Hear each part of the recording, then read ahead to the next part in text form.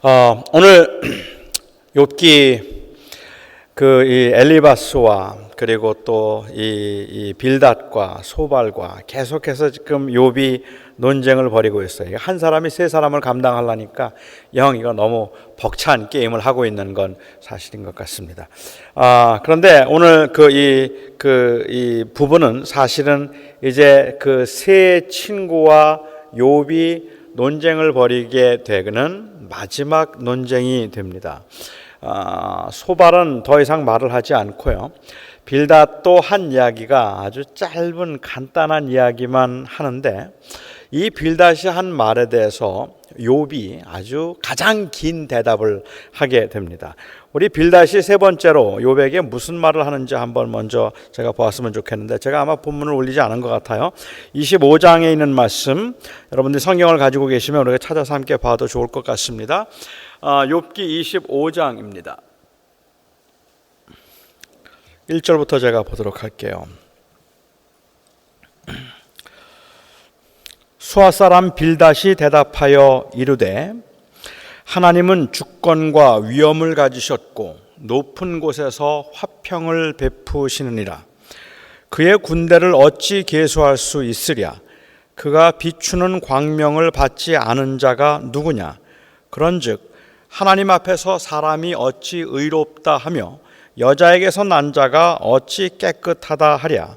보라, 그의 눈에는 달이라도 빛을 발하지 못하고 별도 빛나지 못하거든. 하물며 구더기 같은 사람, 벌레 같은 인생이랴 라고 이야기를 하고 있습니다. 여러분, 이 말씀을 보면 사실은 지금 이 빌닷이 하고 있는 말이 하나도 틀린 말이 없습니다.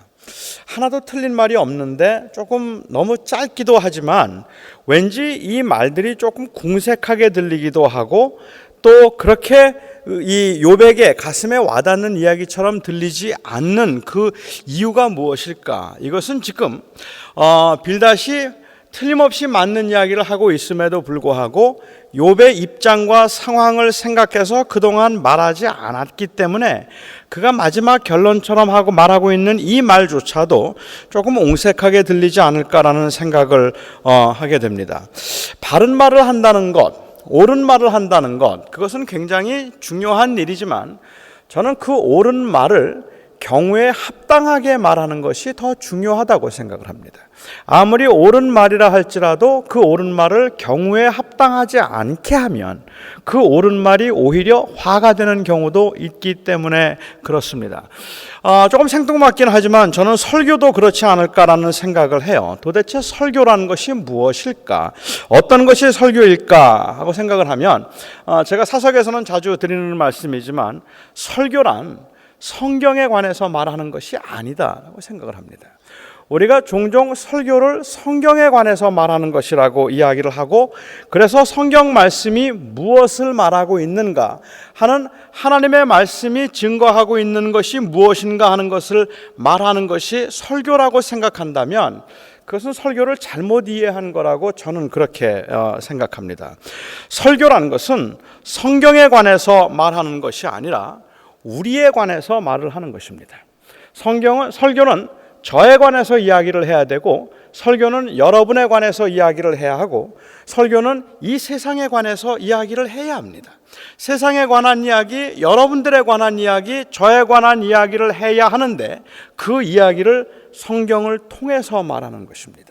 그것이 바로 설교라고 생각해요. 그러니까 그 사람에게 주어진 환경과 상황과 그 긴박함에 관한 의식 없이 그냥 성경이 무엇을 말하는가 하는 성경에 관한 이야기만 한다면, 그렇다면 그것이 그 듣는 많은 사람들에게 어떤 의미가 있을까라는 그러한 이 고민을 좀 하게 된다는 말이죠. 하나님, 왜 나를 힘들게 하십니까? 하나님, 왜 내가 이렇게 어려운데 왜 나를 힘들게 하십니까? 하나님, 내가 그렇게 기도하는데 왜 하나님이 내 기도는 들어주지 않으시는 겁니까? 이러한 절규를 하고 이렇게 힘들어하고 있는 그 교인의 상황에 대해서 성경은 무엇이라고 말하고 있는가 하는 것을 말해주는 것이 바로 설교가 아니겠냐는 말이에요. 그 설교가 그래서 그 말씀을 통하여서 교인들이 고민하고 또 그 아파하고 있는 상황에서 그 말씀을 통해서 위로를 받기도 하고, 많은 경우에 설교가 마치 그래서 나에게 하는 말씀인 것처럼 내가 가지고 있던 고민과 내가 가지고 있던 문제에 대해서 하나님의 말씀을 풀어주는 것처럼 그렇게 이해될 때 저는 그 설교가 제대로 된 설교가 될 것이라고 생각을 한단 말입니다. 유진 피터슨이 쓴 책 가운데 한 말 가운데 그런 말이 있어요. 이 스코틀랜드의 이 목사들에 관한 이야기를 이제 약간 이제 풍자해서 말하기를, 스코틀랜드에 있던 교인들은 목사에 대해서 그렇게 생각을 했다 그래요. 목사들이 누구냐 그러면, 목사들이란 6일 동안 어디에서 뭘 하는지 모르게 그냥 그렇게 신비스럽게 살다가 7일째 되는 날 교회에 와서 무슨 소리인지 알아듣지 못할 말을 1시간 동안 하고 다시 또 어디론가 사라지는 사람이다, 그렇게 이야기를 했다고 해요. 이거는 바꿔 이야기하면 그 당시 스코틀랜드 교회에서는 목사하고 교인하고 관계가 없었다는 말입니다. 목사는 교인들이 어떻게 사는지, 뭘 고민하고 있는지, 왜 힘든지 이런 것들에 대해서 별로 관심 없이 혼자 그냥 서재에 들어가서 혼자 공부하다가 혼자 재밌다고 생각하거나 혼자 맞다고 생각하는 그것을 가지고 나와서 설교 시간에 풀어서 이야기를 하는데, 교인들은 그게 도대체 내 삶에 아무런 의미도 없는, 그러한 아무런 영향도 주지 않는 말씀인 것 같아서 그냥 들으면서 무슨 말인지 모를 말을 하고는 또 어디론가 사라져버리는 사람이라고 그렇게 생각했던 것이죠. 저는 이 하나님의 말씀이 전능하신 하나님, 살아계신 하나님이라고 하는 그 말씀조차도 때로는 우리들이 가지고 있는 그 고민과 현실에 대해서, 그 현실에 대해서 성경이 어떻게 말을 하고 있는가 하는 것에 관해서 이 말하고 증거하고 또 선포하기도 하는 것, 이것이 바로 설교일 것이라고 생각합니다. 따라서 설교에서 정말 중요한 것은 성경이 무엇을 말하는가 하는 것 중요하지만, 그것 동시에 정말 중요한 것은 여러분들의 주어진 상황에 대해서 성경은 무엇을 말하는가 하는 것을 아는 것이 중요하다고 생각합니다. 그런 의미에서라고 한다면 빌닷이 한 말이나 엘리바스가 한 말들이 다 맞는 말이었는데, 그 말을 들으면서 욥은 내 얘기를 하고 있는 게 아닌 거예요. 지금 저 이야기들은 내 이야기가 아니에요.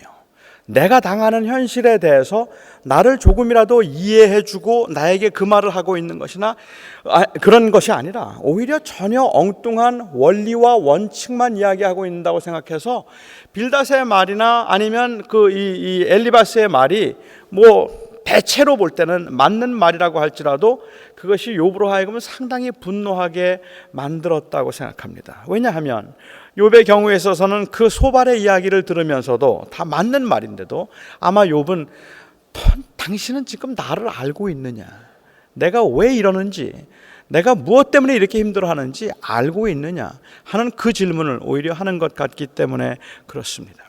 그래서 빌닷이 하는 말들이 오늘 25장에 있는 말씀은 너무 당연한 말들을 하고 있고 아주 보편적인 그러한 진리를 이야기하고 있는 것이면 틀림이 없는데도 불구하고 왠지 욥의 상황에서는 아주 거리가 먼 그냥 남의 이야기처럼 들리는 것 같아요. 26장에서 31장까지 욥이 대답을 합니다.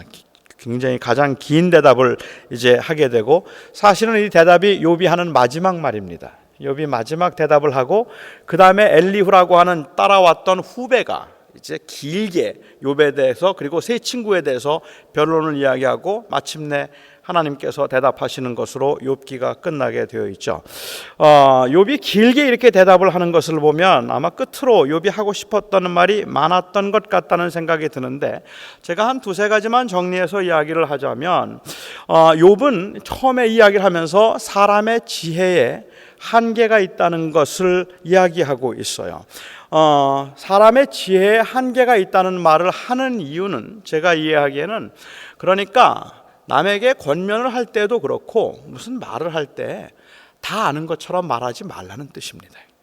너는 나를 다 알지 못한다. 그런데 마치 다 알고 있는 것처럼 그렇게 말하지 말라는 의미에서 지혜의 한계를 지적하지 않는가 생각하는데요. 욥기 28장 12절 말씀입니다.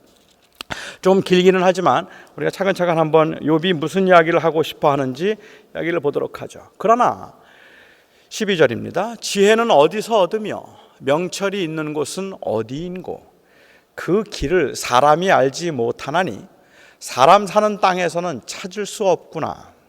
깊은 물이 이르기를 내 속에 있지 아니하다 하며 바다가 이르기를 나와 함께 있지 아니하다 하느니라.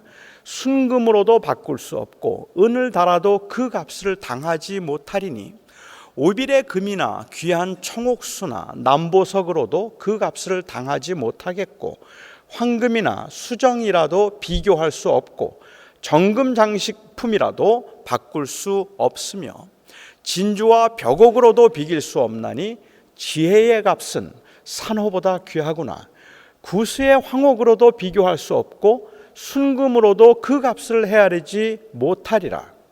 그런즉 지혜는 어디서 오며 명철이 머무는 곳은 어디인고 모든 생물의 눈에 숨겨졌고 공중의 새에게 가려졌으며 멸망과 사망도 이르기를 우리가 귀로 그 소문을 들었다 하느니라.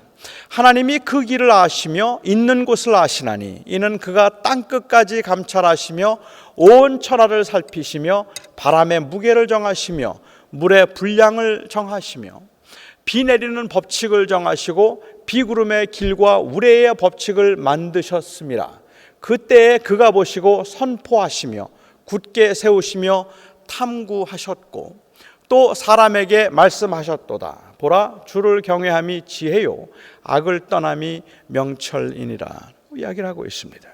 그가 이 이야기를 하면서 26절 다시 말씀을 보시면 25절 26절을 보면 비 내리는 이 바람의 무게를 아시고 무게를 정하시고 물의 분량을 정하시며 비 내리는 법칙을 정하시고 비구름의 길과 우레의 법칙을 만드셨습니다 라고 이렇게 욥이 이야기하고 있는데 나중에 하나님께서 욥을 만나서 말씀을 하실 때 내가 비 내리는 법칙을 아느냐라고 물어요.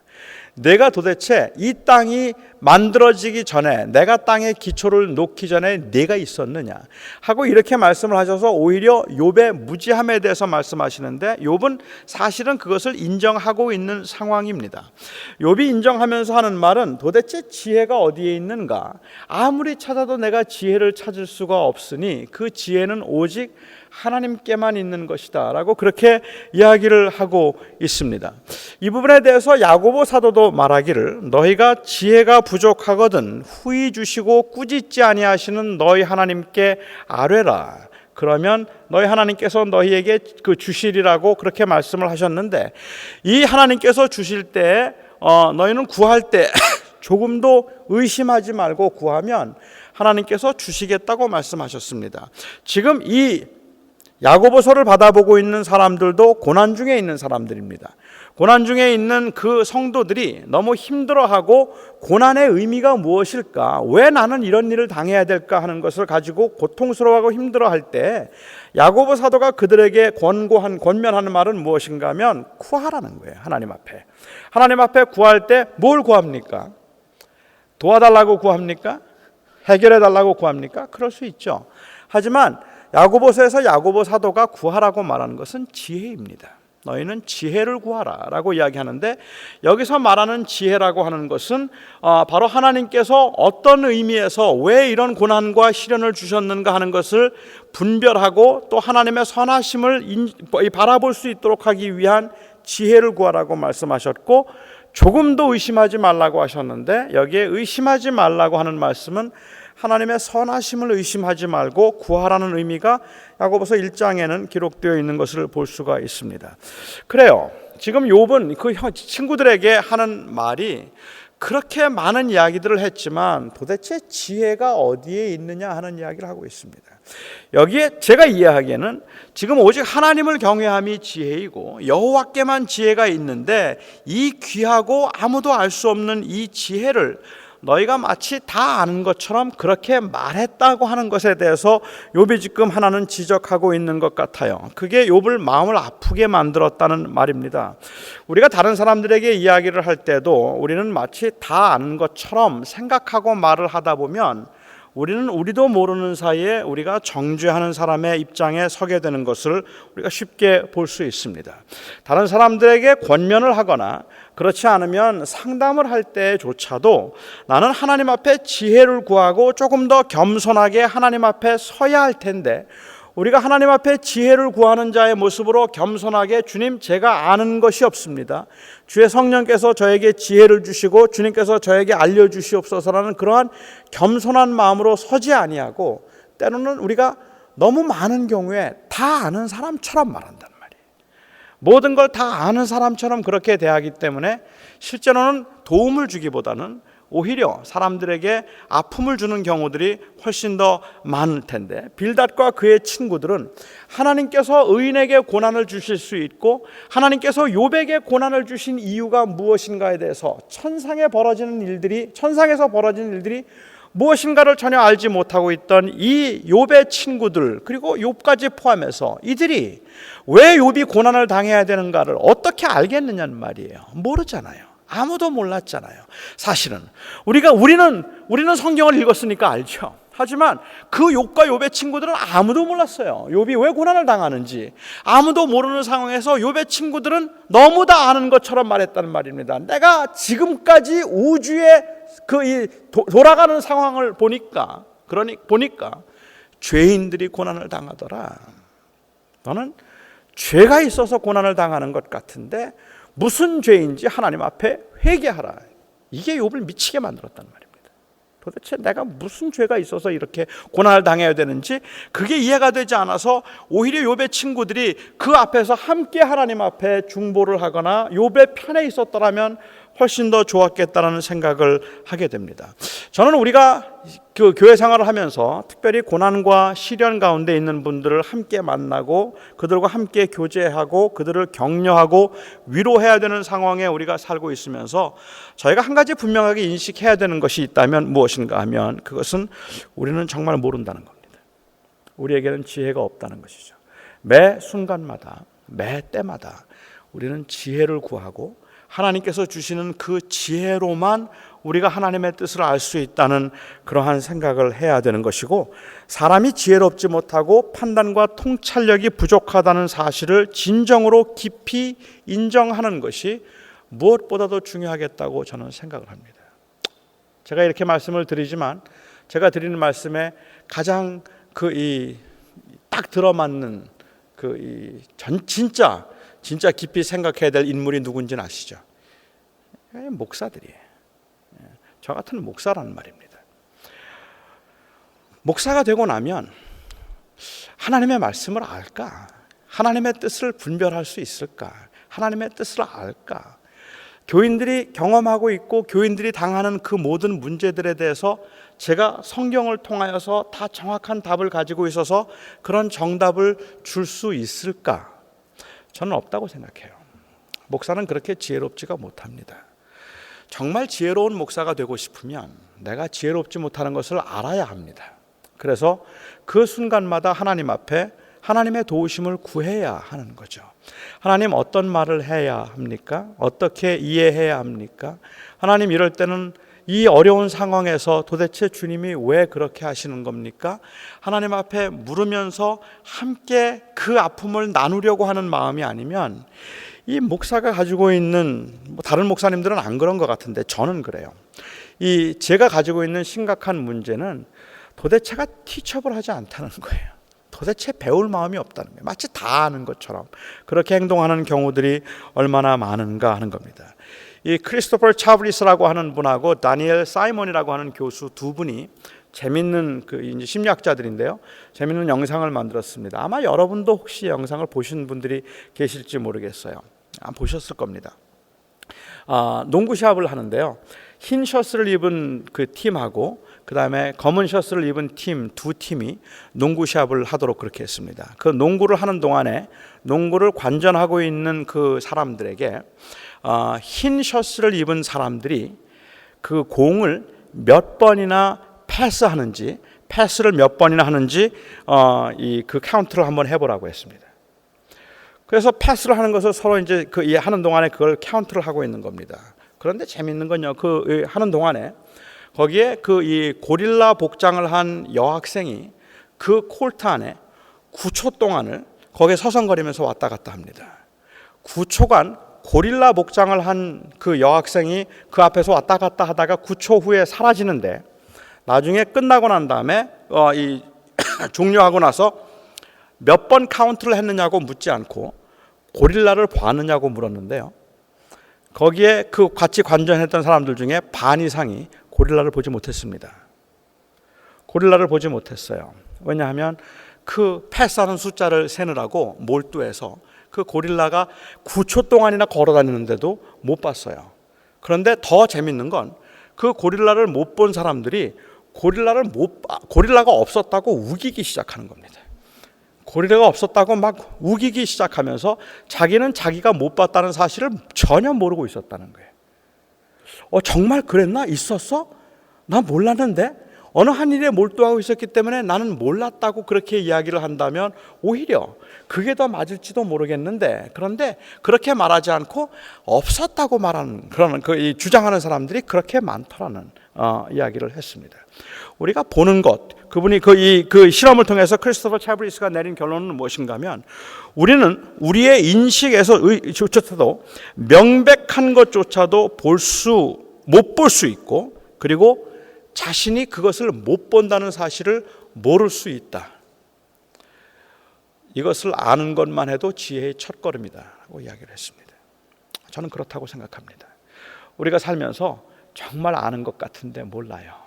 우리는 그 다른 사람들이 주변에 옆에 고릴라가 지나간 걸 모르고 있단 말입니다. 그리고 너무 쉽게 사람들을 판단하고, 너무 쉽게 사람들을 정죄하고, 너무 쉽게 내가 경험한 그 지식과 그 경험을 가지고 우리가 다른 사람들에게 너무 쉽게 판단해서 말하고 가르치려고 하는 경우들이 많이 있겠다는 생각이 듭니다. 이건 참 위험한 일이라고 저는 생각합니다. 욥은 그것 때문에 상처를 받았습니다.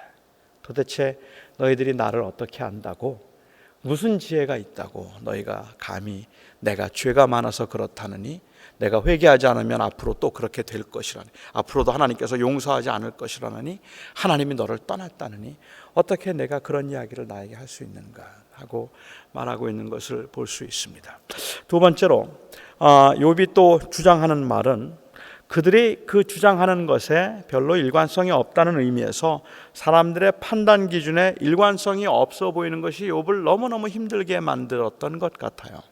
욥이 이런 얘기를 하는 거죠. 만일 나에게 악이 있었다면, 내게 정말로 너희들이 지금 말하는 것처럼 너 죄가 있었잖아, 내가 의인이냐, 너는 죄인이잖아, 죄인이니까 하나님께서 벌을 주신 것이고 그래서 하나님께서 치신 것이라고 그렇게 이야기를 해서 내가 나를 죄인이라고 생각했더라면, 내가 형통했을 때에도 너희는 나를 멀리 했어야 하지 않겠느냐라고 얘기해요. 내가 형통할 때는 그렇게 나를 좋아하고 나를 존경하다가 내가 고난을 당하니까 다 나를 떠나고 나를 욕하는 것은 도대체 뭐냐 하고 이야기를 하고 있죠. 오늘 우리가 사는 세상이 때로는 그렇기 때문에 상처를 받을 때가 얼마나 많은지 모른다는 말입니다. 좋을 때는 친구들이 많다가도 내가 좀 힘들면 다 떠나버리는 것 같은 상황들이겠죠. 29장 7절에 있는 말씀을 저희가 한번 볼게요. 29장 7절에 이렇게 되어 있습니다. 그때는, 이거는 욥이 형통할 때입니다. 욥에게 별 문제가 없을 때, 사람들이 욥을 존경하고 좋아할 때, 그때는 내가 나가서 성문에 이르기도 하며 내 자리를 거리에 마련하기도 하였느니라. 나를 보고 젊은이들은 숨으며 노인들은 일어나서 서며 유지들은 말을 삼가고 손으로 입을 가리며 지도자들은 말소리를 낮추었으니 그들의 혀가 입천장에 붙었느니라. 귀가 들은즉 나를 축복하고, 그러니까 그를 칭찬하는 소리를 자꾸 들었다는 얘기겠죠. 눈이 본즉 나를 증언하였나니 이는 부러진 빈민과 도와줄 자 없는 고아를 내가 건졌음이라. 망하게 된 자도 나를 위하여 복을 빌었으며 과부의 마음이 나로 말미암아 기뻐 노래하였느니라. 내가 의를 옷으로 삼아 입었으며 나의 정의는 겉옷과 모자 같았느니라. 나는 맹인의 눈도 되고 다리 저는 사람의 발도 되고 빈궁한 자의 아버지도 되며 내가 모르는 사람의 송사를 돌보아 주었으며 불의한 자의 턱뼈를 부수고 노획한 물건을 그 이새에서 빼내었느니라. 여러분 오해 마시기 바랍니다. 지금 욥은 내가 얼마나 의롭고 잘난 사람이었는가 하는 이야기를 지금 하고 있는 게 아닙니다. 욥이 그가 겉으로 보이기에 그렇게 피상적으로라도 좋아요. 그렇게 행하고 있을 때, 그렇게 하는 것을 보면서 그때 많은 사람들이 사실은 그의 의로운 모습을 보면서 좋아하고 존경했고 그를 귀히 여겼다고 말하고 있는 겁니다. 그런데 그 다음에 보시면 30장 9절을 한번 가서 볼까요? 이제는 그들이 나를 노래로 조롱하며 내가 그들의 놀림거리가 되었으며 그들이 나를 미워하여 멀리하고 서슴지 않고 내 얼굴에 침을 뱉는도다. 이는 하나님이 내 활시위를 늘어지게 하시고 나를 곤고하게 하심으로 무리가 내 앞에서 굴레를 벗었음이니라. 그들이 내 오른쪽에서 일어나 내 발에 덫을 놓으며 나를 대적하여 길을 내었사며 그들이 내 길을 헐고 내 재앙을 재촉하는데도 도울 자가 없구나. 그들은 성을 파괴하고 그 파괴한 가운데로 몰려드는 것 같이 내게로 달려드니 순식간에 공포가 나를 에워싸고 그들이 내 품위를 바람같이 날려버리니 나의 구원은 구름같이 지나가 버렸구나. 여러분 지금 이 고백을 보면 우리가 그 욥이 다 기록하고 있지 않지만 욥이 어떤 일을 경험했는가 하는 것들을 우리가 좀 볼 수 있지 않겠습니까? 욥이 경험한 일은 무엇인가 하면 자기가 도와주었을 때 도움을 받았던 사람들이 자기가 고난을 당하고 몰골이 흉해지고 나니까는 그 다음에는 자기를 대적하고 얼굴에 침을 뱉더라는 말입니다. 지금 이 상황에서는 욥이 한 일이 진실이었는가 아니었는가 하는 것을 말하는 게 아닙니다. 저희는 지금 사실 우리가 욥이 죄가 있기 때문에 하나님께서 그를 치셨다고 하는 전제를 말하기 이전에 그가 범죄하였기 때문에 하나님께서 틀림없이 그를 치신 것이고 저 자는 저주받은 자이라 가까이 하면 안 된다는 그런 전제를 하기 이전에 적어도 욥에게 도움을 받아서 그가 정말 어렵고 힘들었던 순간에 힘들었던 때에 욥에게 도움을 받아서 구원을 받았던 사람이 있다면 그 욥이 고난을 당하는 그 앞에서 그런 사람들은 적어도 욥의 편에서 그를 위하여서 울어줄 수 있어야 되지 않겠느냐는 말이에요. 욥이 지금 이런 상황에 이르게 될 때까지 이런 말을 할 때까지 욥의 경우에 있어서 사실은 얼마나 많은 사람들에게 무시를 당하고 얼마나 많은 사람들에게 처절하게 수치와 수모를 당했으면 그가 지금 이런 말을 하는지 모른다는 말입니다. 그런데 말로 다 할 수 없는 수치를 당한 거예요. 너무너무 힘든 어려운 일들을 그가 경험했고 그리고 너무 많은 사람들이 그를 버리고 떠난 겁니다. 욥은 지금 사실 그 고난 가운데 하나님을 찾고 있지만 그의 구원이 사라져버린 것 같아서 하나님을 찾게 되는 것은 고통 때문만이 아니라 사실은 사람들로부터 받았던 이 소외감이 그로 하여금 더 답답하고 더 안타깝게 만들었다고 저는 그렇게 생각합니다. 그러니까는 욥이 보기에 도대체 이거는 맞는 말이 아닌 것 같다. 도대체 그들은 일관성이 없는 것 같다. 어떻게 나한테 그럴 수 있을까라는 이야기를 하는데 이런 이야기들은 우리가 살면서도 우리도 많이 하는 이야기 아닌가요? 그 사람들이 어떻게 나한테 그럴 수가 있어? 그 사람들이 내게 어떤 은혜를 입었는데 어떻게 나한테 그렇게 등을 돌리고 어떻게 그들이 내 등에 칼을 꽂을 수가 있어? 뭐 이런 이야기를 많이 하는 경우도 우리가 있을 것 같다는 생각인데 사실 우리가 살면서 조심해야 되는 것은 하나님 앞에서 우리가 조심해야 되는 것은 이 격려와 아첨은 다르다는 겁니다. 격려와 아첨이 어떤 면에서 다를까요? 여러분은 격려와 아첨의 차이가 무엇이라고 생각하십니까? 똑같은 말인데 격려는 조금 부드럽게 말하는 것이고 아첨은 간사하게 말하는 거? 아첨을 할 때는 얼굴이 표정이 좀 약간 여우 같아지고 격려를 할 때는 뭐 천사 같아지는 거? 그래서 아첨과 격려가 달라지나요? 아첨 결과적으로 보면 똑같은 말이에요. 참 목사님 참 잘생기셨습니다. 이 말이 격려입니까? 아첨입니까? 격려도 아니고 아첨도 아닌 진실이다 이렇게 말하면 맞아요. 근데 제가 지금 이야기는 뭐가 진실 아닌 것 같더라고요. 목사님 참 잘생기셨습니다. 목사님 참 이 얼굴이 인자해 보이십니다. 누가 만약에 그렇게 얘기를 했다면 그 이야기가 듣기에 따라서는 아첨처럼 들리고 또 듣기에 따라서는 그게 굉장한 격려가 되지 않겠습니까? 목사님 오늘 말씀 나한테 하신 것 같았어요. 너무 큰 은혜가 되었습니다 라고 말하면 그 말이 encouragement인가 아니면 그게 아첨이 되는가 하는 말입니다. 어떻습니까? 차이가 뭘까요? 이건 우리가 좀 더 냉정하게 우리 자신을 살펴봐야 되겠지만 제가 이해하는 바로 아첨과 격려의 차이는 나를 위해서 하는 말인가 남을 위해서 하는 말인가의 차이입니다. 나를 위해서 하는 말이면 그건 다 아첨이에요. 저 사람이 나를 어떻게 해주기를 바라서 한 말들이면 다 아첨이란 말입니다. 하지만 남을 위해서 한 말이면 그건 칭찬이고 격려입니다.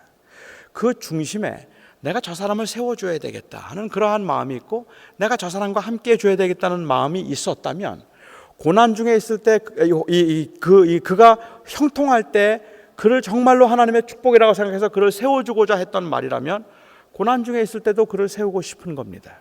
하지만 그 말이 아첨의 말이면 형통할 때는 잘해주지만 그가 망하면 그 다음엔 나에게 떨어지는 게 없는데 나에게 유익할 게 하나도 없는데 거기에서 내가 뭐라고 무슨 말을 하겠어요? 전혀 좋은 말 할 이유가 없죠. 이거 벌 받아서 이런 거지 라는 말을 하고 그냥 떠나지 않겠습니까? 그게 나에게 유익한 것이라고 생각을 해서 하는 말들이라면 어떤 경우라도 저는 그건 아첨이라고 생각합니다. 하지만 그 말이 정말로 다른 사람을 세워주기 위해서 하는 말들이라면 그거는 격려라고 저는 생각을 하는데 오늘 우리는 아첨을 하지 않았으면 좋겠지만 격려는 좀 필요한 것 같다는 생각이 들지 않으세요? 너무 많은 경우에 격려가 좀 필요하고 사람들에게 용기를 주고 위로를 주는 말들이 많이 필요하겠다고 생각을 하는데 저는 만일 그것이 진정한 의미에서 상대방을 위해서 했던 그러한 격려였다면 그 사람의 형통뿐만 아니라 그 사람의 몰락 앞에서도 그 옆에 있을 수 있어야 된다고 생각합니다. 그렇다면 그 옆에 있었을 겁니다. 하지만 그 말이 아첨이면 자기에게 떨어질 유익을 생각하고 하는 말이라면 몰락한 사람 앞에서 서 있는 것은 별로 의미가 없습니다. 그것은 의미가 없는 말이 될 거라고 생각해요. 우리가 과연 그런 진실함을 가지고 사람들을 대하고 있는가 하는 것도 중요한 문제일 거라고 생각합니다. 그런 의미에서 저는 긍정적인 격려조차도 아끼는 일은 하지 않았으면 좋겠다 생각을 해요. 우리는 참 격려가 좀 인색한 데 살고 있잖아요. 격려를 하면 교만해진다고 생각하잖아요. 이게 격려하면 집사님 너무너무 좋아요. 집사님 옆에만 있으면 내가 마음이 든든해져. 뭐 이렇게 얘기를 하면 그것 때문에 저 사람이 교만해질 거라고 자꾸 생각을 해서 그렇게 말해주면 안 된다고 생각하거나. 두 번째, 우리 한국 교회 문화에서의 그 어떤 그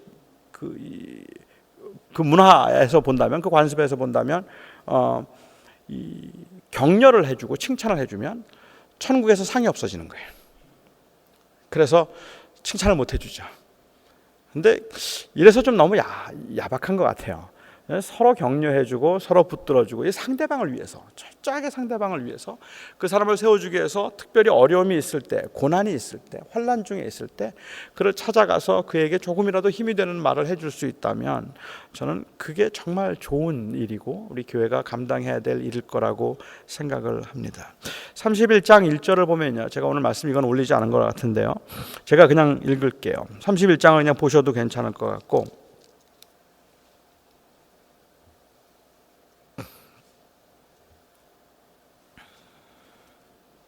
하나님께서 나에게 벌을 하시리라 이렇게 이야기를 하면서 이 욥이 말을 합니다.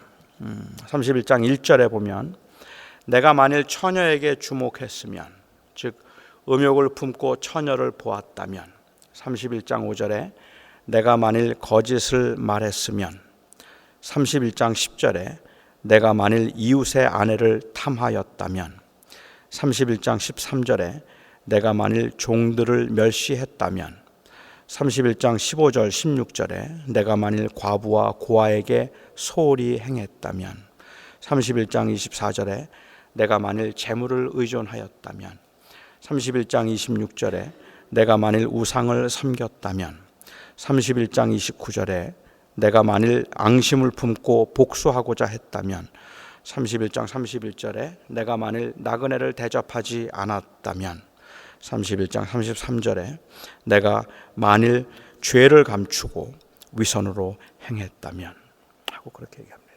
그렇다면 하나님께서 나에게 벌을 주셔도 내가 할 말이 없다라고 이야기를 합니다. 아마 어쩌면 성경에 상당히 익숙해 있는 저희들이 볼 때는 욥의 이 글을 딱 보면서 저희 마음속에 역시 교만하다. 주님은 말씀하시기를 마음에 음욕을 품어도 이미 간음한 자라 했는데 처녀를 음욕을 품고 처녀를 보지 않았다고 해서 자기가 죄가 없단 말이야? 다 죄가 있는 거지.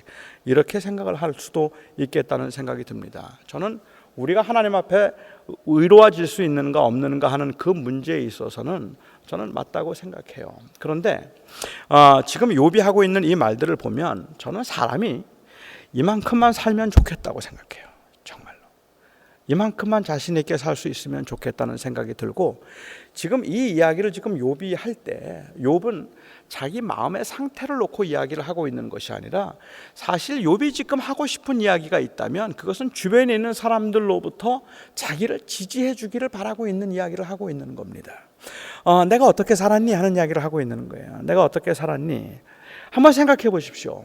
욥과 함께 했던 사람들이 욥이 지금 여기서 말하는 것처럼 내가 거짓을 말한 적이 없었고, 이웃의 것을 해한 적이 없었고, 내가 남의 것을 탐한 적이 없었고, 내가 재물을 의지한 적이 없었고, 그래서 겸손하려고 애를 썼고, 그렇게 자기가 이렇게 노력을 했다는 이야기를 다 하고 있는데, 사실 이 이야기를 욥이 할 것이 아니라 욥을 알고 있는 주변의 사람들이 욥의 친구들처럼 찾아와서 너 무슨 죄를 지었는가? 하나님 앞에 내가 지은 죄가 있는 것 같은데 회개하지 않으면 너 하나님 앞에 큰 벌 받을 거고 버림을 받을 거다, 이런 이야기를 하는 것이 아니라, 적어도 욥과 함께 살았던 사람들, 욥이 하고 있는 이 말을 보면서 아무도 저거 거짓말이라고, 이웃의 아내를 취한 적이 있었다고, 재물을 탐한 적이 있었다고, 과부를 돌보지 않고 자기 욕심을 부린 적이 있었다고 이렇게 말하지 않고, 거기에 있는 사람들이 만일 이 욥의 주변에 있던 사람들이 욥의 이 말을 들으면서 고개가 숙여지고 맞았어, 욥은 그렇게 살았어라고 말할 수 있었던 사람들이라면 어떻게 했어야 됐겠느냐는 말입니다. 저는 그들이 하나님 앞에 섰어야 될 것 같아요. 그리고 오히려 욥을 위해서 중보했어야 된다고 생각합니다. 하나님, 욥은 그런 사람 아닙니다. 욥은 그런 사람 아닙니다. 욥은 정말로 하나님 앞에서 바르게 살려고 했던 사람입니다.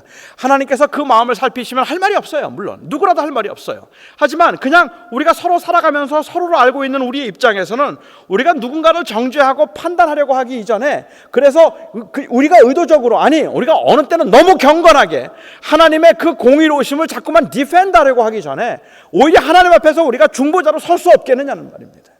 하나님, 그는 그런 사람이 아닙니다. 그는 정말로 하나님을 사랑하던 사람입니다.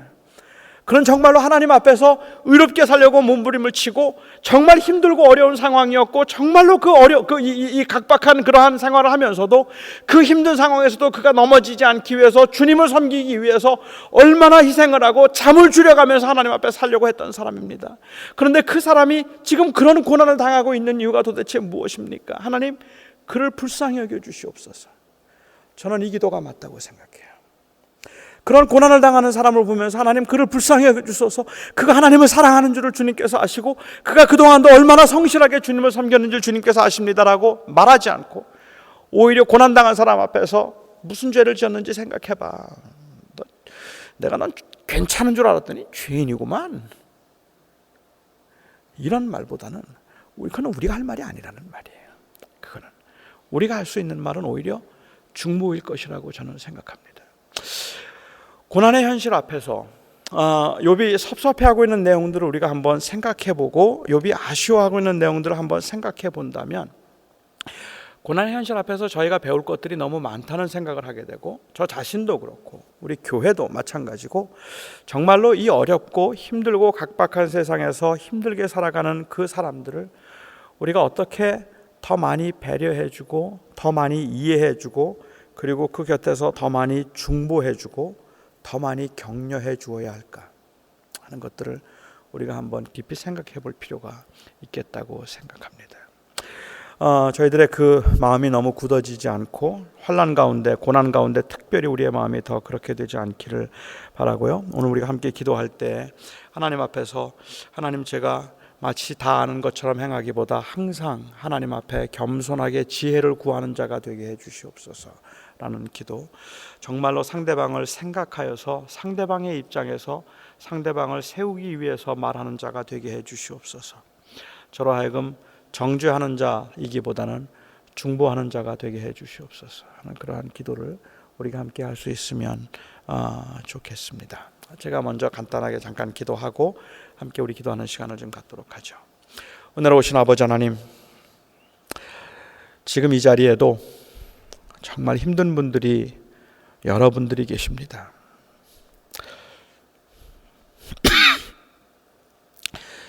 이 자리에 하나님 앞에 나왔지만 그 마음은 너무 복잡하고 모든 게 너무 다 엉킨 것 같고 너무 불안한 분들도 계십니다.